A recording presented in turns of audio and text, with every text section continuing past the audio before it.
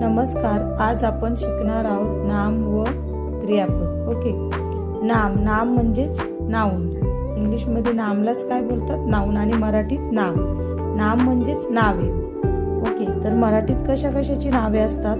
मुलांची नावे, मुलींची नावे, फुलांची नावे, फळांची नावे, पक्ष्यांची नावे, प्राण्यांची नावे, झाडांची नावे, निसर्गातील वस्तूंची नावे, घरातील वस्तूंची नावे, दप्तरातील वस्तूंची नावे. दप्तरातील म्हणजे स्कूल बॅग, त्यातील नावे, वस्तूंची नावे, काही गुणांची नावे म्हणजे क्वालिटीज.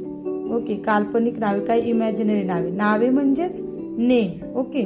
म्हणजेच बॉयची नेम, फुलांची, फ्लावर्सची, फ्रुट्सची, बर्ड्सची, ॲनिमल्सची, ट्रीज, नेचरमधले काही वस्तू, त्याचप्रमाणे हाऊसमधील वस्तू, स्कूल बॅगमधील वस्तू, आणि काही इमॅजिनरी नेम, काही क्वालिटीज ज्या असतात, ह्या सर्वांच्या नावाला काय म्हणतात? नाम म्हणतात. या सर्वांच्या नावाला काय बोलले जाते मराठीत? नाम. आपण व्याख्या बघूया नामाची. निसर्गातील प्रत्येक सजीव, निर्जीव वस्तू, प्राणी, पक्षी, माणसे यांच्या नावाला व गुणांच्या नावाला तसेच काल्पनिक वस्तूंच्या नावाला नाम असे म्हणतात. सजीव, निर्जीव म्हणजे living things and non living things. त्याचप्रमाणे ॲनिमल, बर्ड, ह्युमन बीइंग, त्यांचे नेम आणि क्वालिटीज काही, आणि इमॅजिनरी नेम, यांच्या सर्वांच्या नावाला, नेमला काय म्हणतात? नाम असे म्हणतात.